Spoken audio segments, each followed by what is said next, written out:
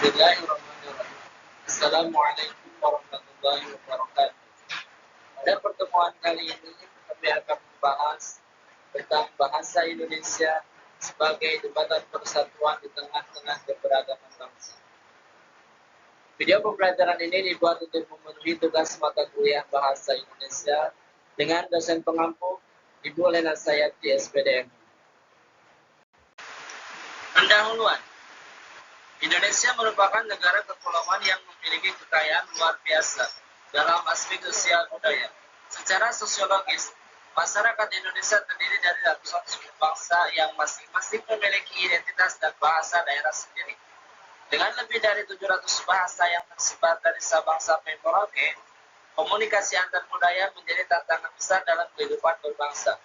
Tanpa adanya sebuah lingua franca atau bahasa pengantar yang disepakati bersama, keberagaman ini berpotensi menimbulkan hambatan dalam interaksi sosial dan integrasi nasional.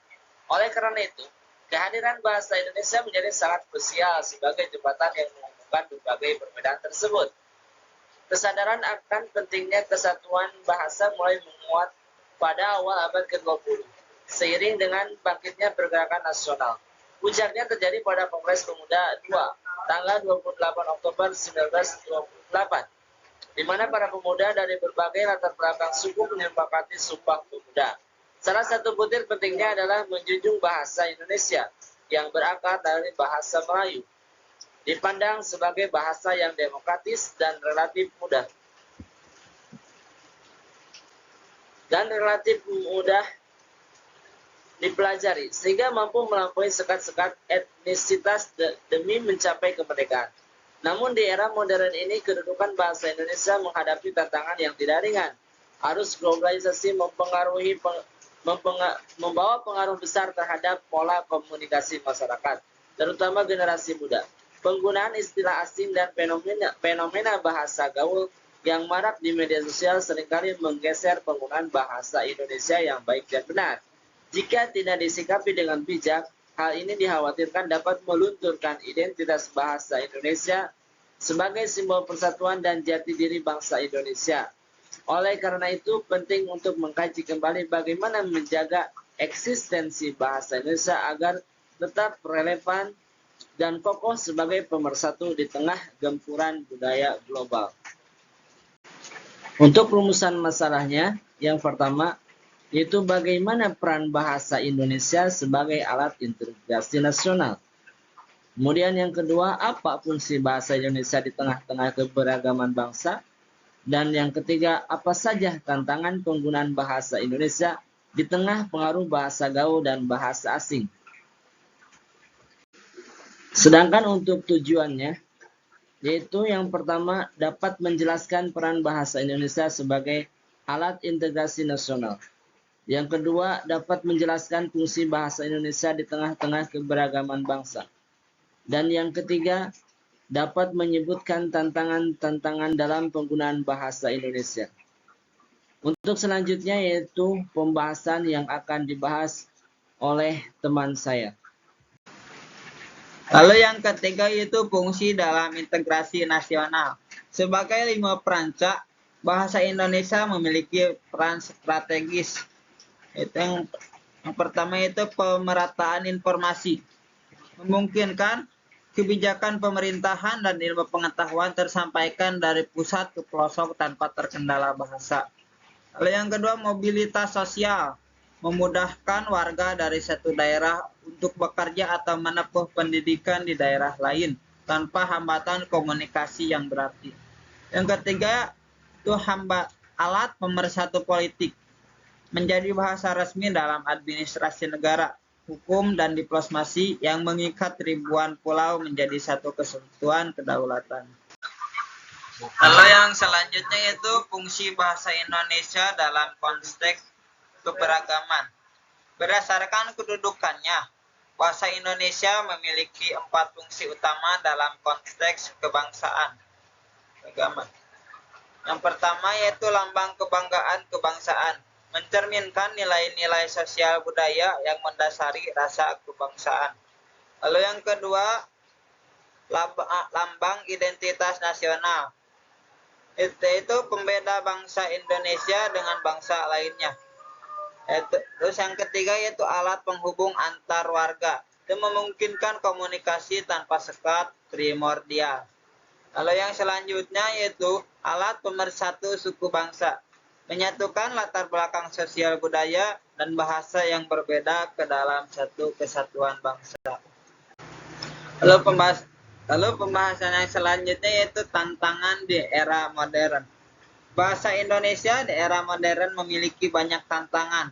Bahkan tantangan-tantangan tersebut telah menjadi fenomena. Fenomena ini dapat dijabarkan melalui beberapa dimensi sosiolinguistik, budaya, dan edukasi sebagai berikut. Yang pertama yaitu pergeseran identitas linguistik atau fenomena anak jaksa. Penggunaan bahasa campuran antara bahasa Indonesia dan bahasa Inggris yang populer dengan istilah bahasa anak jaksel. Bukan sekedar tren bicara secara kompleks. Ini mencerminkan pertama yaitu prestise sosial. Penggunaan istilah asing sering dianggap sebagai simbol status sosial yang lebih tinggi atau tingkat pendidikan yang lebih baik. Yang kedua yaitu degradasi kaidah. Jika dilakukan secara masif tanpa pemahaman struktur yang benar, hal ini beresiko mengaburkan pemahaman masyarakat terhadap tata bahasa Puebi yang bagus. Lalu tantangan yang kedua yaitu arus globalisasi dan digitalisasi. Era modern membawa teknologi yang memaksa pertukaran informasi terjadi sangat cepat. Tantangannya meliputi yaitu yang pertama, dominasi bahasa global. Bahasa Inggris tetap menjadi bahasa utama dalam sains, teknologi, dan ekonomi dunia. Sehingga bahasa Indonesia seringkali hanya menjadi penonton atau penerjemah istilah teknis. Lalu tantangan yang kedua yaitu bahasa gaul di medsos atau di media sosial. Singkatan, slang, dan istilah-istilah baru yang muncul di internet seringkali lebih cepat diserap oleh generasi muda dibandingkan kosakata baku yang dianggap kaku. Lalu yang ketiga yaitu dilema fungsi bahasa. Secara fungsional, bahasa Indonesia menghadapi tantangan dalam menjaga keseimbangan antara dua peran. Yang pertama itu bahasa formal atau akademik. Menjaga marwah bahasa sebagai alat pemersatu bangsa dan bahasa resmi kewarganegaraan. Lalu yang kedua yaitu bahasa komunikasi praktis. Menyesuaikan diri dengan kebutuhan komunikasi yang sangat cepat dan santai di era digital agar tetap relevan digunakan oleh generasi Gen Z dan generasi Alpha. Baik, saya akan melanjutkan pembahasan tentang strategi pertahanan dan pengembangan bahasa Indonesia. Yang pertama, optimalisasi peran lembaga bahasa. Pemerintah melalui Badan Pengembangan dan Pembinaan Bahasa perlu lebih proaktif. Yang pertama, literasi, padanan kata. Ganjar mensosialisasikan padanan kata Indonesia untuk istilah asing yang populer. Contohnya, menggunakan daring dalam jaringan untuk online atau unduh untuk mendownload. Yang kedua, standar digital. Memastikan seluruh sistem operasional, teknologi, dan aplikasi instansi resmi menggunakan bahasa Indonesia yang baik agar masyarakat terbiasa melihatnya secara visual. Yang poin kedua, rebranding bahasa Indonesia dalam pendidikan. Mengubah pola pikir bahwa bahasa Indonesia itu kaku atau membosankan. Kurikulum berbasis konteks mengajarkan kapan harus menggunakan bahasa baku atau formal dan kapan membolehkan menggunakan bahasa santai atau non-formal sehingga siswa memahami etika berkomunikasi tanpa merasa tertekan. Duta Bahasa Milenial memberdayakan atau figur publik untuk mengembangkan menggunakan bahasa yang benar melalui konteks yang menarik dan relevan dengan anak muda. Poin ketiga, adaptasi dalam industri kreatif dan teknologi. Memanfaatkan fenomena bahasa anak Jaksel dan arus globalisasi sebagai peluang bukan hanya ancaman. Poin pertama, kamus populer resmi menggakomendasikan habit aya sok aya memacak aku di bawah dia. Oh, dipotong deh, itu bisa ya mah. Lain dina capcut. Belah lanjutin aja. Kesimpulannya. Itu tuh kita kamu membaca itu mengakomodasikan. Nanti keur paus.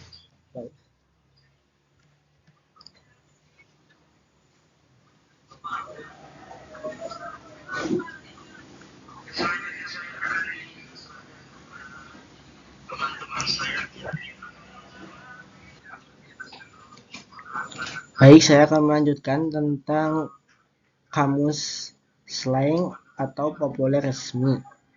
Mengakomodasikan kata-kata baru yang muncul dalam pergaulan ke dalam KBBI. Jika kata tersebut memiliki struktur yang konsisten sehingga bahasa tetap bersifat dinamis dalam hidup.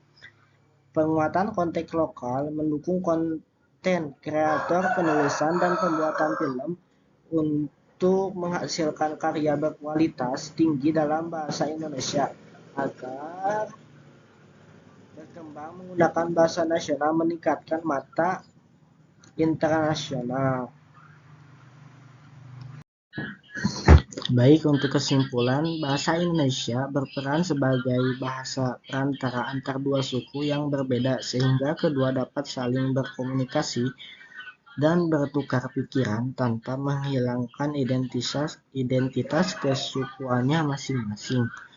Kedua, bahasa Indonesia berfungsi sebagai lambang kebanggaan bangsa, lambang identitas nasional, alat penghubung antar warga, dan alat pemersatu suku bangsa.